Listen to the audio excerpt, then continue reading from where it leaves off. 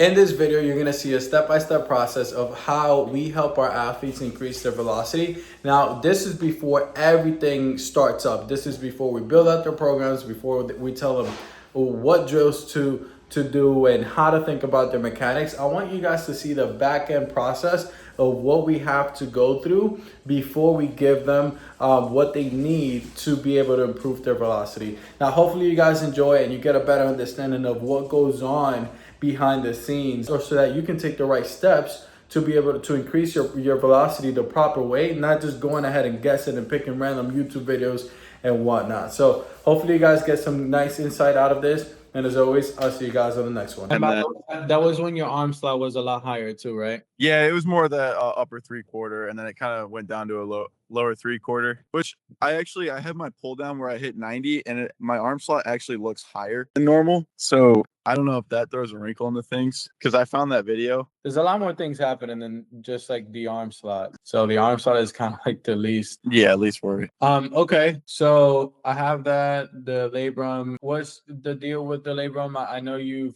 still kind of feel sores here and there. Do you have like I did. My labrum was an injury from wrestling, not throwing. My humeral head popped out, and then as it popped back in, it tore a hole in the middle of it. It didn't like disconnect anything. My rotator cuff was fraying a little bit, but they said it wasn't like anything too concerning. But yeah, I haven't had like any pain with it. It was more so just the constant inflammation because of the misuse from my coach. Okay. Yeah. And currently right now, I know you were building up. What are you up to right now since we last discussed? Right now I've only been high intent 2 days a week for it's been about a week and a half now. But I've been sticking to about 30-35 throws and just keeping it high intent. You said about 30-35 throws. Of high intent. Like this is Yeah, like yeah. yo, 30, Yeah. 35. Define high intent for me is that 85, 90, 95, 100%.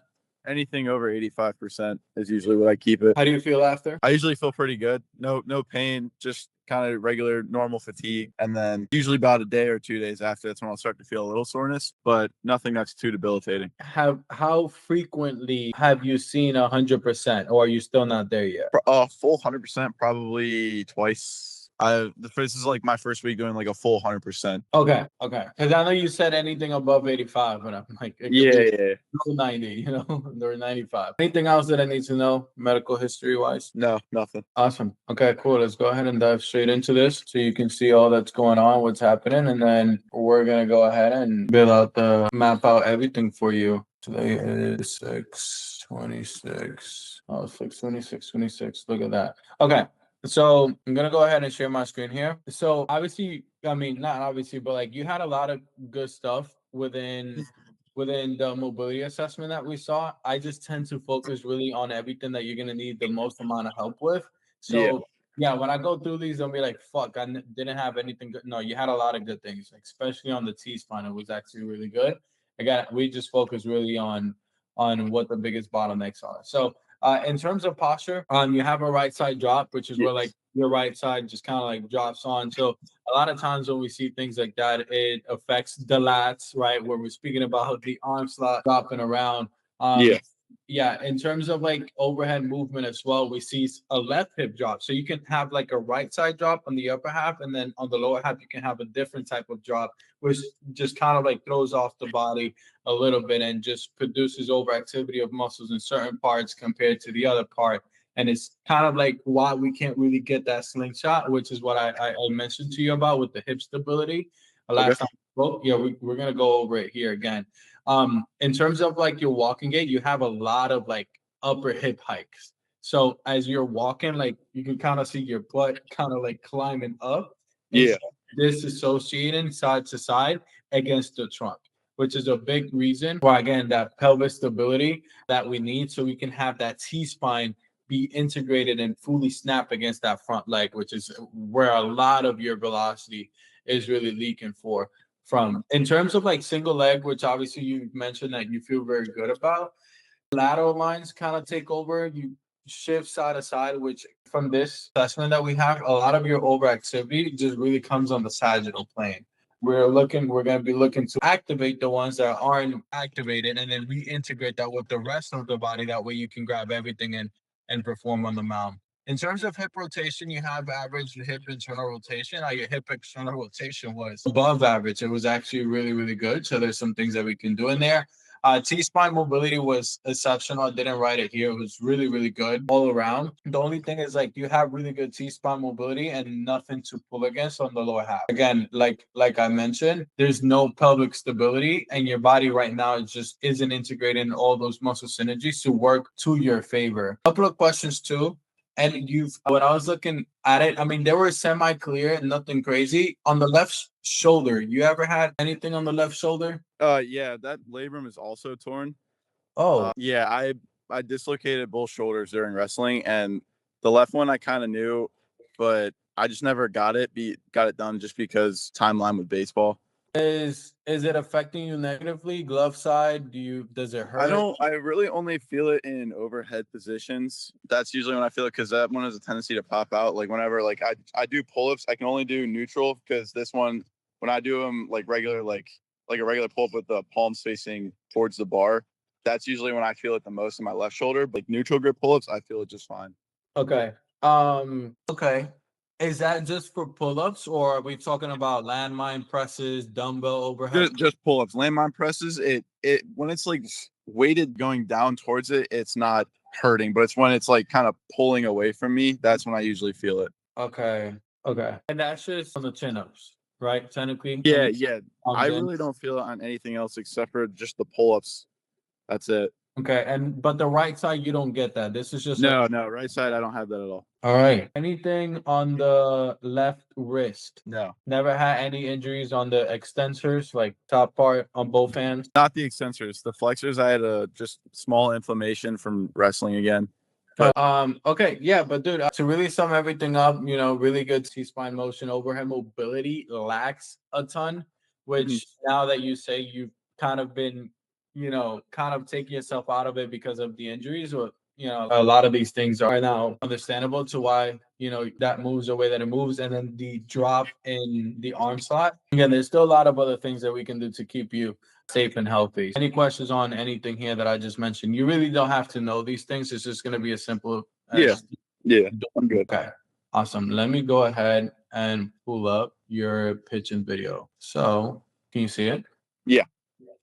Okay. So, this is a slider. I mean, it's not like obviously you're moving very different to your fastball, but one of the main things that I'm seeing here is like as you go into the leg lift, like you're already into the lower half. So Yeah. I feel like you have big frame, you have a lot of mass. We want to think of athletes like you, like going from big to small, right? So we can get some lengthening into that lower half, so you can kind of carry that energy from the top of the mountain going all the way down is going to be a lot better on a leverage point. Here we're speaking about like biomechanics stuff, right? It's going to be better from a leverage point. Now, the only reason why you would get into this without you even noticing is because your hamstrings are extremely tight. Right. So speaking about like lower half or lower back discomfort, a lot of times like the hamstrings could be a large role into it when the hamstrings pull down against those upper glute muscles, and then it's also going to eat up into the lower back. So obviously we're going to be targeting those things to make sure that you can get it into that lower half properly. The hamstrings are kind of like they indirectly assist hip rotation, and hip rotation for you is very important because your motor preferences prefers to get very aggressive hip rotation from the back. And realistically, like when I see you on the pitcher's mound, you're really not rotating from the back leg. It's like your front leg is assisting, it's trying to get your back leg to rotate, if that makes sense. I don't know if you ever felt something like this. But like, Yeah, I do feel that. Like when I'm pitching, I do feel like my front leg drives it rather than like when I'm doing my regular throwing, I feel like my hips and my back leg drive it. And I couldn't find like the disconnect why I was doing that. yeah, and that's not necessarily that is not good. It's just like it's opposite. Like remember, you did the motor preference. Your right side heel was the strongest, right? So we need to leverage that. We need to leverage your entire rotation from the right side. The only thing that would assist from the front side would be your left shoulder, because that was your motor shoulder. So that's why essentially you will feel like a downward rotation from a horizontal. That's usually when I feel strongest is like kind of coming like diagonal with that. Yeah. And that's because your left motor shoulder, so that shoulder is gonna want to kind of. It's almost like if you have a wall here, because if Yeah. you're rotating here, like you're fucked, which is Yeah. what you do on the mound, and you kind of bleed on it a little bit when you see this front leg also start to twist around. Now, when this front leg also twists around, right? We're also talking about the pelvis start to shift and to get into that shift around. Now, this is like very important, and we want to take it with a grain of salt because your motor preferences actually don't support the most amount of separation. Mhm. Take that back. It doesn't support separation in terms of maximizing hips to shoulder separation. You can still get a lot of separation, and you still are. But if we focus on it too much without stabilizing the body, that's where we're gonna get Okay. more of that stuff that we don't like. So for you, we kind of have to go on a run up on a little different route, which you will see. It's pretty simple. We just have to get down to the stability part and then finding the sweet spot of what that is without you thinking about it. It's just something that you just obviously feel. Because majority of your hips to shoulder separation cannot come. Your pivotal point is the lower back. It cannot come from the lower back. If you look at your pull down, majority of your separation comes from the upper back because you're horizontal, you're large, so your body prefers to get its limbs away from you as it can. That's where we have to leverage separation. We cannot leverage separation down here. Okay. This has to be stable for you. Look at what happens like when we look at the pull down. You can obviously you're running down, but you Yeah. can see, look at this back hip, how it aggressively fires down into extension. Here, you're like already flexed and you're just like continuing to rotate. And like there's never like that fire into extension that we're looking for here. And then obviously that pec retraction that you get here is awesome. Like this is what we need to do. The reason why you can't do it in a stable spot too is because of the lack of integration and just the lack of motor coordination. So yeah. So as we're looking at this at this pull down, look at how stable your hips stay. Look at the hips. Look at the hips. Look at the hips. They stay in place. Look at the hips on the mount. Look, they're just continuing to rotate, rotate, rotate, rotate. Look at the front leg, right? Yeah. Your front leg here is stable. You have something to pull against. Now, the arm slot, is it higher? I mean, maybe a bit, you know. Yeah, I have a different video where it's harder than that pull down, and it looks like it's a couple ticks higher. Yeah, I mean, But so yeah, but like you said, it's the least of the worries. yeah, because it's also like you have overhead mobility issues, so we just gotta clean that thing up, and that's Yeah. naturally we can repattern you to be a little bit tick higher. This is not something that we need to deliberately attack. Your biggest bottleneck is stabilizing this part and then integrating the whole motion up here, so you can leverage those deep end ranges that your body has while leveraging upper T spine separation. Yeah. For sure. And then obviously keeping this front leg a lot more stable. So do you have any questions to anything that I just mentioned here? No. Awesome. All right. Let's go ahead and dive into what your overall movement quality is like. So, I mean, in terms like excellent, obviously take this with a grain of salt because there's a lot of other things that Yeah. we need to target on. You have 23 compensations, 23 were good, nothing limited, obviously. I mean, the left shoulder, even though it's a problem, or it wasn't like really limited. Let's go ahead and talk about your metrics real quick. Tell me off the top of your head from whatever you remember. What's your max back squat? I think I got 350, and I only did it for like 5 or 6 reps. I didn't really go above that because I was kind of uncomfortable with it. But I definitely probably could have done more. What's your body weight? 250. 250. What's Yep. Height? 6'3". Okay. 250. You feel good at that weight? I definitely want to go down in weight. I want to be trying to get more athletic, go down weight. My target's around like 235, 240. But you're 250 right now. Yeah, 250 right now. You said you did, what was it for back squat? 350. For one? It was for 5 reps. Oh, right. I'm like, wait, what? This guy's gonna die. You see what I was seeing? Yeah.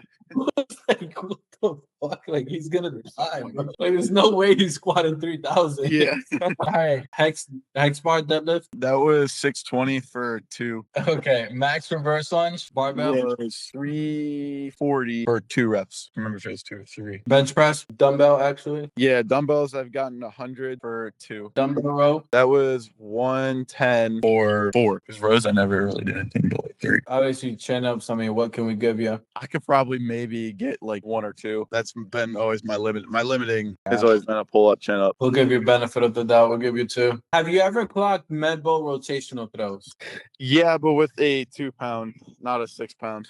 What was it with a 2 pound? I've gotten 40. Okay. And that was like top velocity throws. Whatnot. Yeah, that was my freshman year before the labrum surgery. Since then, I haven't done them. Did you like them? Yeah, they weren't. It's kind of now since I've done them, like it depending on the motion. Like sometimes they hurt my left shoulder, sometimes they don't. It's kind of just the day and what I did beforehand. Are you trying to go over the top when you do them? Kind of like that, like here and then like that slant motion.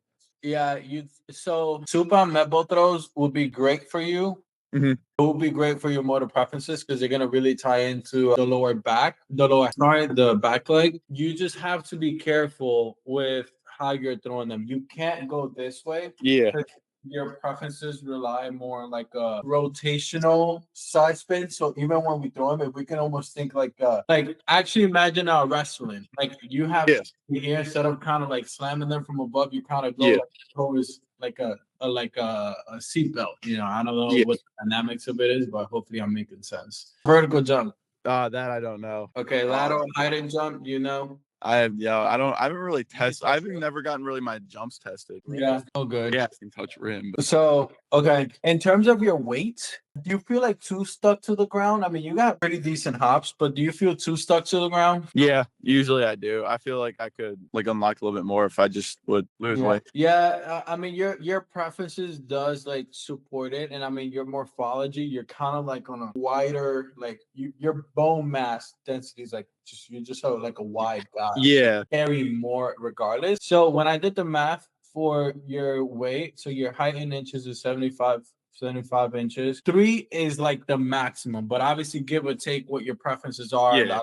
genetics and stuff like that. We know you're probably going to carry a little bit more, but the most was 225. Yeah, I'm with you. Like I would say we could dance around 240, see what that's like, recalculate everything. Yeah, I wanted to kind of go like in blocks. Like my freshman year, I got like being hurt, not being able to do anything. I was like 280. I got back down to like 250 in off season, and I was fine. Like I didn't lose any performance, and then that 250, and then now I was trying to go down kind of like that, like 10, 15 per off season. What's your biggest struggle losing weight? I don't really know, because like I was fine. Like I lost weight fine the first time, and I guess the issue was kind of a schedule, because like my class schedule and my practice schedule was so like our coach at Pot State was like practice at this time, but then immediately would change it. So then I wouldn't be able to eat. I'd have to go like help him. So then it was just like my eating schedule was all over the place this past offseason, so I didn't get to lose like I wanted to.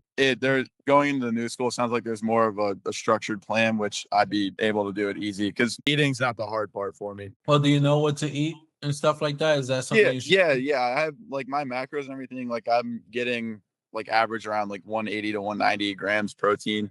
My carbs, stuff like that. I track a lot of it. I'm like, I use a food scale and everything. Like I'm very kind of strict about it. Okay. So I'm wondering though, like, I mean, you're tracking everything, but you've been at the 250 for some time. I've been at 250. Yeah, I've been at 250 for this season. Yeah. And I mean, you're what, like a month already out of school? Yeah, I haven't tracked it yet right now. Okay. Okay, yeah, but I've been kind of maintaining. Yeah, I've been maintaining right now. And tracking is not a pain in the ass for you, right? No. All right. I'll send you some texts after. So I just want to get like the meals that you like to eat, etc. And send me what the grams are that you have, the grams that you're going for per like protein, carbs, and fats. Yeah, dude. I think like in terms of everything, obviously your lower half in terms of upper half is pretty decent in terms of strength for yourself.